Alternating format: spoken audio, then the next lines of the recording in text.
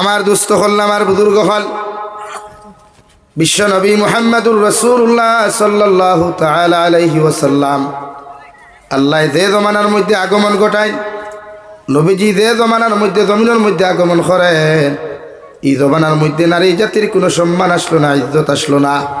এই জমানার মধ্যে নিজের বাবা হলে নিজের মেয়ে সন্তানরে যত মায়াদারি হোক, যত সুন্দর হোক, যত খালা হোক না কেন রে ভাই, তত কম বয়সের হোক আর যত বয়স্ক হোক না কেন, বাপ হলে জাহিলিয়তর হুকুমরে জমিনের মধ্যে পালন করতে গিয়া নিজের মেয়ে সন্তানরে জীবিত অবস্থায় দাফন করিয়া ও জমিনের মধ্যে হত্যা করতা।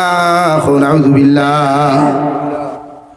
এমন এক জমানার মধ্যে নবী আগমন করেন যে জমানার মধ্যে মা নিয়া মেয়েরে বাজারও বেশি, তো মেয়ে নিয়া মেয়ের মারে বাজারের মধ্যে বেশি তো রে ভাই, বাবায় নিয়া ফুয়ারে বাজারও বেশি, তো ফুয়া নিয়া বাজারও বাফরে নিয়া বেশি আইতো।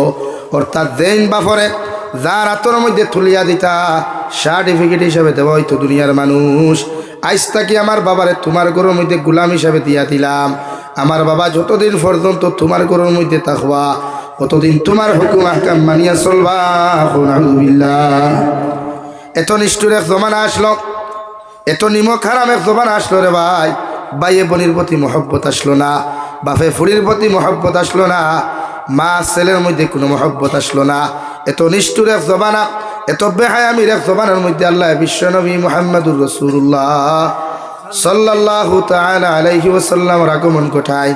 আর একদিন তাকি লইয়া 40 বছর পর্যন্ত গোটা মক্কাতুল মুকাররমার মানুষের লগে চলাফেরা করায়, যাহাতে মক্কার মানুষের হাবভাব, মক্কার মানুষের প্রসিডিং, মক্কার মানুষের সমস্ত ইমেজগুলারে, মেসেজগুলারে বিশ্বনবী পর্যবেক্ষণ করতে পারে।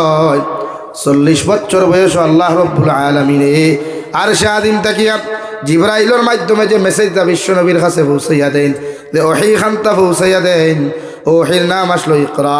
ও নবী আপনি ফরুকুয়া।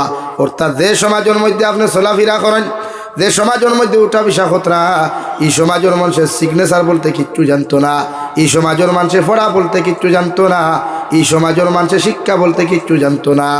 আমি আল্লাহ তোমারে খয়ার এই নোংরামির সমাজরে, এই জাহিলিয়তর যুগের সমাজরে যদি আপনি পরিবর্তন করতে চাই, আমি আল্লাহ আপনারে হইয়া দিয়া ও জাতির কোরআনের শিক্ষায় জমিনের মধ্যে শিক্ষিত বানায়, ও জাতির আল্লাহর কালামর শিক্ষা শিক্ষিত বানায়। এই জাহিলিয়তর যুগরে আপনি পরিবর্তন করতে পারবা। কই সুবহানাল্লাহ।